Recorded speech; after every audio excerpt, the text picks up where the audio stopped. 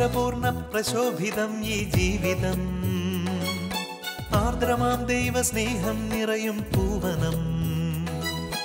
ആതുരപൂർണ പ്രശോഭിതം ഈ ജീവിതം, ആർദ്രമാം ദൈവസ്നേഹം നിറയും പൂവനം. സ്നേഹദീപനാളമായി വിളങ്ങും ധന്യജീവിതം.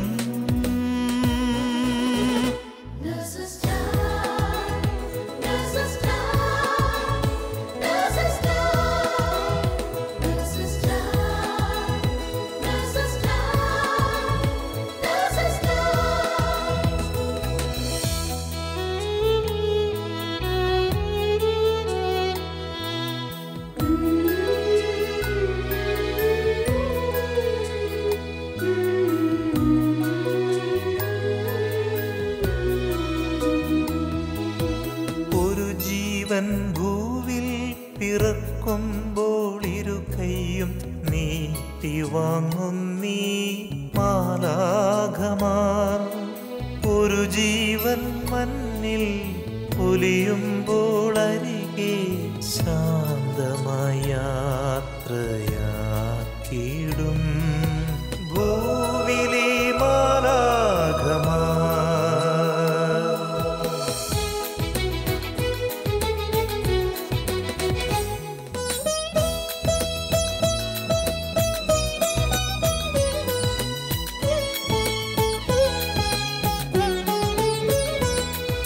സ്വന്ത വേദനയതെല്ലാം മറന്ന് സോദരർക്കായി നീക്കി വച്ചിടും ജീവിതം. നൊന്തു നീറുന്ന ജീവിതങ്ങളെ കണ്ണീർ തുടച്ചു നൽകിടുന്നിവർ സാന്ത്വനം.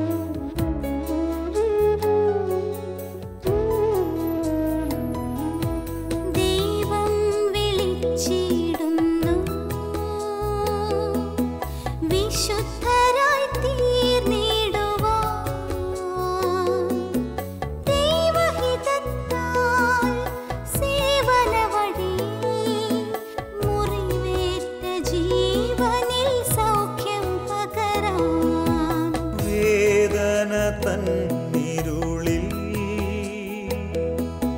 കാരുണ്യത്താരങ്ങളാൽ ലോകം മുഴുവൻ ദീപ്തി പരത്താൻ പോകാം, യേശുവിൻ സാക്ഷ്യം നൽകാം.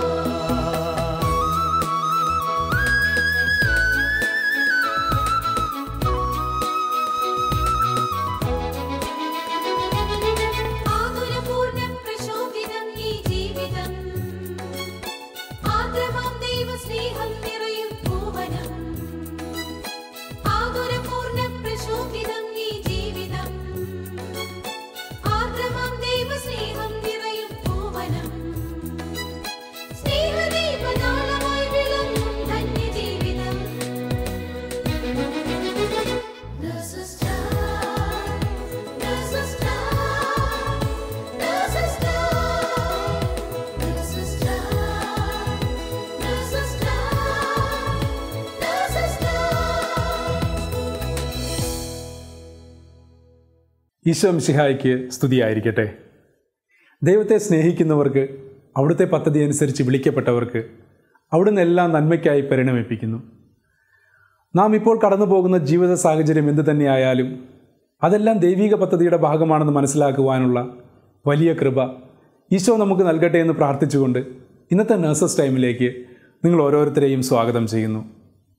ഇപ്പോൾ നമുക്ക് സൗത്ത് ആഫ്രിക്കയിൽ നഴ്സായി ജോലി ചെയ്യുന്ന അഭിലാഷിൻ്റെ ജീവിതത്തിൽ ഈശോ അത്ഭുതകരമായി ഇടപെട്ട ഒരു അനുഭവം ശ്രമിക്കാം. Praise the Lord, hallelujah. എൻ്റെ പേര് അഭിലാഷ് ജോർജ്.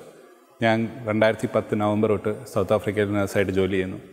ഈ കഴിഞ്ഞ കാലങ്ങളെല്ലാം എൻ്റെ ജീവിതത്തിൽ കർത്താവിൻ്റെ ഇടപെടൽ സാന്നിധ്യം അറിയാൻ ഇടയായതിന് ദൈവത്തിന് കൂടാനി കൂടി നന്ദി പറയുന്നു.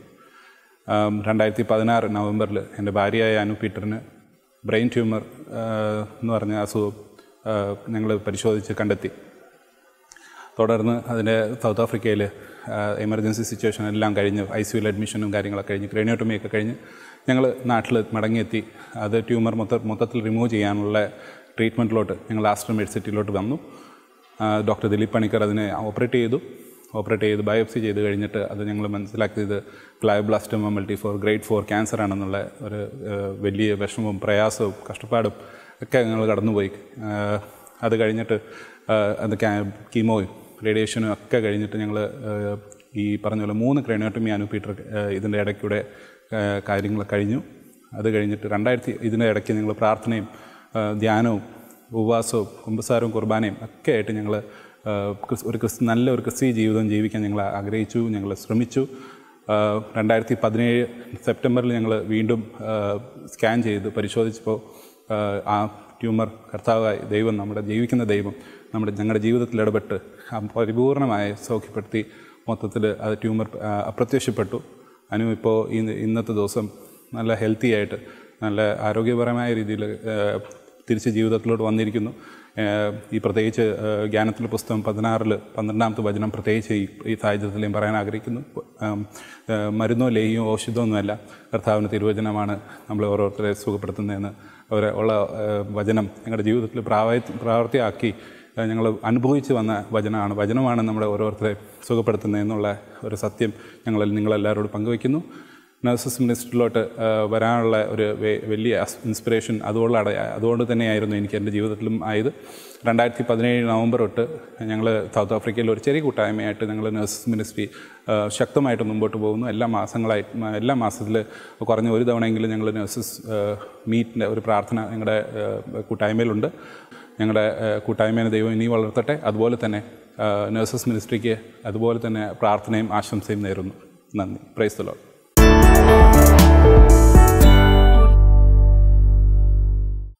ഈശോ നൽകിയ വലിയ സൗഖ്യത്തിന് നമുക്ക് അവിടത്തേക്ക് നന്ദി പറയാം.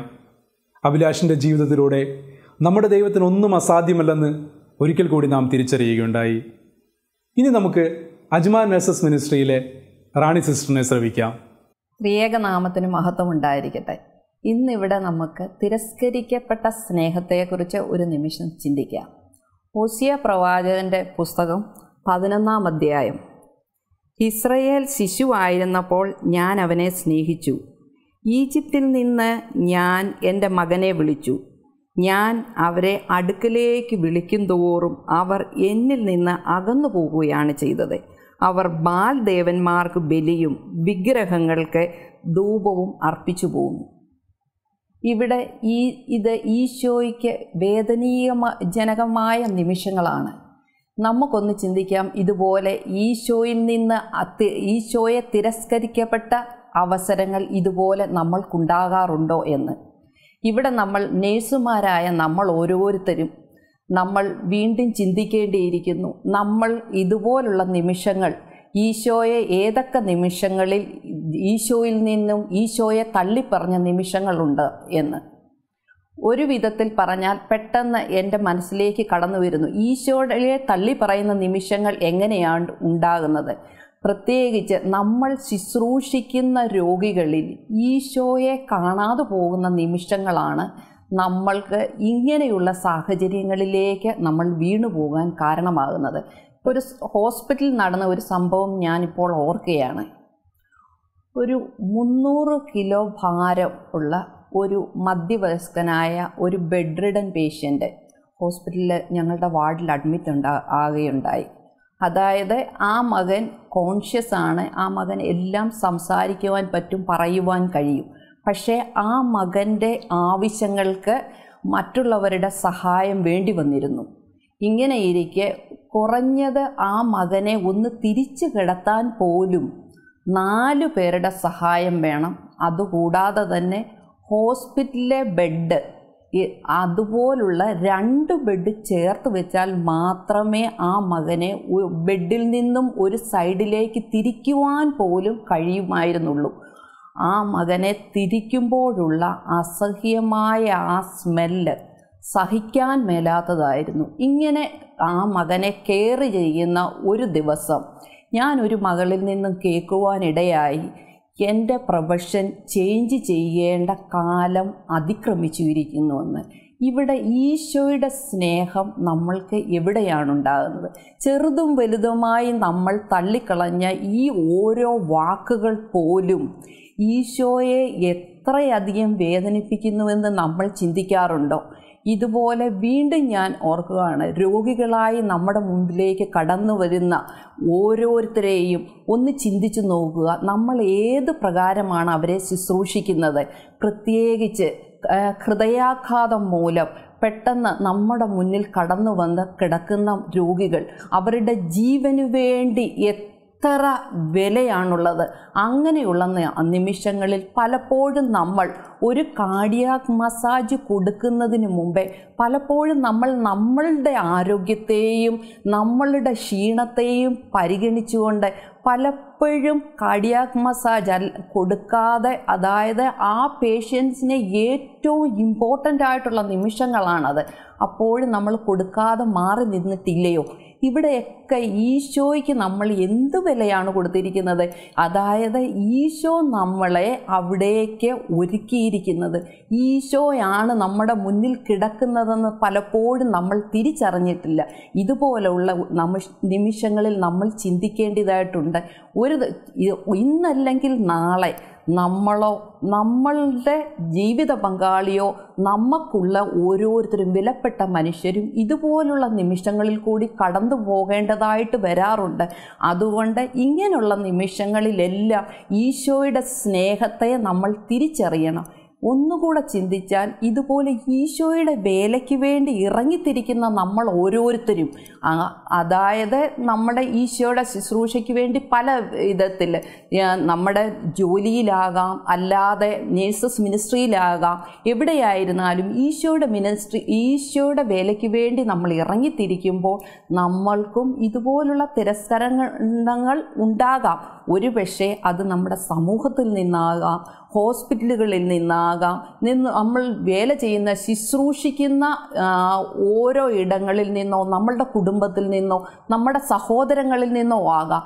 അപ്പോഴൊക്കെ നമ്മൾ നമ്മുടെ ഈശോയുടെ സ്നേഹത്തെ പ്രതി ആ ക്രൂശ് മരണത്തിലേക്ക് നമ്മുടെ വേദനകളെ സമർപ്പിച്ചുകൊണ്ട് നമ്മൾ അതെല്ലാം സഹിക്കുവാൻ നമ്മൾ ബാധ്യസ്ഥരാണ്. കാരണം മാത്യു 5:11, എന്നെ പ്രതി മനുഷ്യർ നിങ്ങളെ അവഹേളിക്കുകയും പീഡിപ്പിക്കുകയും എല്ലാവിധ തിന്മകളും നിങ്ങൾക്കെതിരെ വ്യാജമായി പറയുകയും ചെയ്യുമ്പോൾ നിങ്ങൾ ഭാഗ്യവാന്മാർ.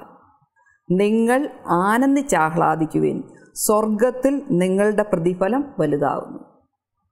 വീണ്ടും 1 പത്രോസ് 4:14 പറയുന്നു, ക്രിസ്തുവിൻ്റെ നാമനിമിത്തം നിന്ദിക്കപ്പെട്ടാൽ നിങ്ങൾ ഭാഗ്യവാന്മാർ.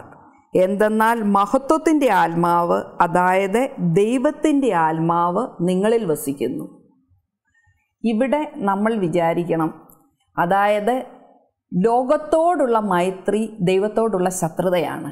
അപ്പോൾ ദൈവത്തിന് വേണ്ട സമയം വേണ്ട വിധം നമ്മൾ കൊടുക്കാതെ പോകുമ്പോൾ, അതായത് നമ്മൾ ദൈവിക ശുശ്രൂഷയ്ക്ക് വേണ്ടി നമ്മൾ മാറ്റിവെക്കേണ്ട സമയം, ഒന്നിൽ കുടുംബ പ്രാർത്ഥനയിലായിരിക്കാം, ദൈവകാരുണ്യ പ്രവർത്തികളിലോ ദൈവ ശുശ്രൂഷകളിലോ നമ്മൾ മാറ്റിവെക്കേണ്ട സമയം യഥാസമയം മാറ്റിവെക്കാതെ ഇരിക്കുന്നത് മൂലം പല നിമിഷങ്ങളിലും നമ്മൾ ലോകത്തിൻ്റേതായ മൈത്രിയിലേക്ക് കടന്നു പോകുവാൻ കാരണമാകുന്നു. ഈ കാര്യം പറയുമ്പോൾ ഒരു സംഭവം എൻ്റെ മനസ്സിലേക്ക് കടന്നു വരികയാണ്. എൻ്റെ കൂട്ടുകാരി, അതായത് ഈശോയോട് വളരെ അടുത്ത് കഴിയുന്ന ഒരു മകൾ ഒരു സ്വപ്നം കാണുവാനിടയായി. അവൾ കാണുന്നത് ഈശോയുടെ 2 കൈകളും അവളുടെ നേരെ നീട്ടുന്നതായി അവൾ കാണുവാനിടയായി. അവൾ നോക്കുമ്പോൾ ആ കൈകളിൽ ഇരുന്ന് തുടിക്കുന്ന ഒരു ഹൃദയമുണ്ടായിരുന്നു. ആ ഹൃദയത്തിൽ നിന്നും രക്തം വാർന്നൊഴുകുമ്പോഴും ആ ഹൃദയം തുടിക്കുന്നുണ്ടായിരുന്നു.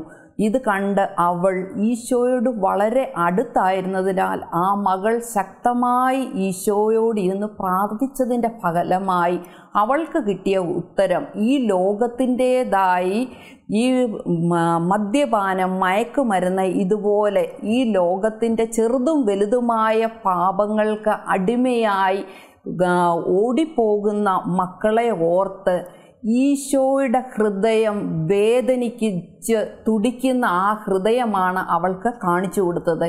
അതായത് ഈശോ അവരുടെ തിരിച്ചു വരവിനെ ഓർത്ത് കാത്തിരിക്കുന്നു. വീണ്ടും ഒന്നുകൂടെ നമുക്ക് ചിന്തിച്ചാൽ, അതായത് ഇന്നത്തെ ചെറുപ്പക്കാരായ മക്കൾ പ്രത്യേകിച്ച് മാതാപിതാക്കളിൽ നിന്നും അകന്നു കഴിയുന്ന മക്കൾ, അവർ വളരെ തന്ത്രപൂർവം അവരെ പറ്റിച്ചുകൊണ്ട് മദ്യപാനത്തിലും മയക്കുമരുന്നിലും മുഴുകിക്കഴിയുന്നു. മാതാപിതാക്കന്മാർ ഇതൊന്നും അറിയുന്നില്ല. പക്ഷേ അവർ ഒരിക്കലും മനസ്സിലാക്കുന്നില്ല 10,000 സൂര്യനേക്കാൾ ശക്തിയുള്ള ഈശോയുടെ കണ്ണുകൾ ഇതെല്ലാം കാണുന്നുണ്ടെന്നും അവർ തള്ളിക്കളയുന്നത് ഈ വേദനിക്കുന്ന ഈശോയുടെ ഹൃദയത്തെയാണെന്നും അവർ മനസ്സിലാക്കാതെയാണ് അവർ ഈ നടക്കുന്നത്. ഇവരെ എല്ലാം ഓർത്ത് ഈശോയുടെ ഹൃദയം ദാഹിക്കുന്നു. ഇവർ ഈശോയിലേക്ക് തിരിച്ചു വരണം. ഈശോ ദാഹിച്ചുകൊണ്ടുള്ള ആ ഹൃദയമെടുപ്പിനെ ഇവർ തിരിച്ചറിയണമെന്ന് ഞാൻ വീണ്ടും പറയുവാൻ ആഗ്രഹിക്കുന്നു. എനിക്കിവിടെ പറയുവാനുള്ളത്, ഈശോയുടെ വേലയ്ക്ക് വേണ്ടി ഇറങ്ങിത്തിരിക്കുന്ന നമ്മൾ ഓരോരുത്തരും നമ്മളുടെ മുന്നിൽ വരുന്ന രോഗികളിൽ ഈശോയെ കണ്ടുകൊണ്ട് ശുശ്രൂഷിക്കണം എന്നുള്ളതാണ്. അടുത്തതായി പറയാനുള്ളത്, ഈശോയുടെ ഈ തുടിക്കുന്ന ഹൃദയത്തിലേക്ക് ലോകത്തിൻ്റെ മൈത്രിയായ മദ്യപാനം, മയക്കുമരുന്ന്, പുകവലി, ഇതുപോലെ ചെറുതും വലുതുമായ പാപങ്ങളിൽ നിന്ന് അകന്നു നിൽക്കുവാൻ പരിശുദ്ധാത്മാവ് നമ്മളെ ഓരോരുത്തരെയും സഹായിക്കട്ടെ. അതിനുവേണ്ടി നമ്മൾ പ്രാർത്ഥിക്കണം. പരിശുദ്ധാത്മാവിനോട് ചേർന്ന് നിന്നുകൊണ്ട് പ്രാർത്ഥിക്കണം. ദൈവം നമ്മളെ ഓരോരുത്തരെയും അനുഗ്രഹിക്കട്ടെ.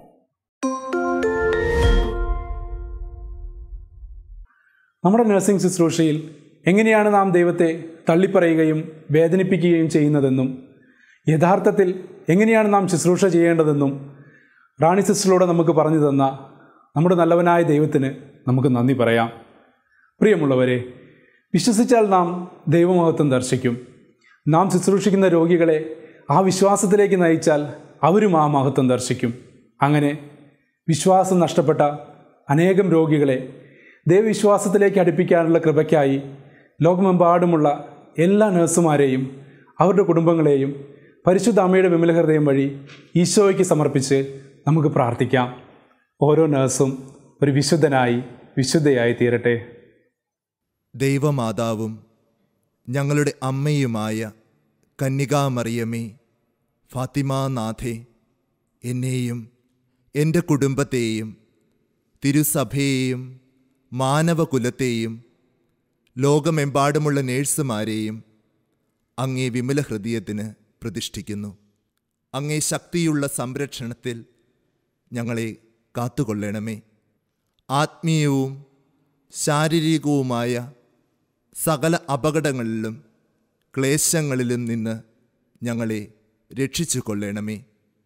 എല്ലാറ്റിലും ദൈവേഷ്ടം കണ്ടെത്തി നിറവേറ്റുവാനും യേശുവിൻ്റെ തിരുഹൃദയത്തിന് പ്രീതികരമായ വിധത്തിൽ ജീവിച്ച് സ്വർഗഭാഗ്യത്തിൽ എത്തിച്ചേരുവാനും കാരുണ്യനാഥേ, ഞങ്ങളുടെ സ്നേഹമുള്ള അമ്മേ, ഞങ്ങളെ സഹായിക്കണമേ. ആമേൻ.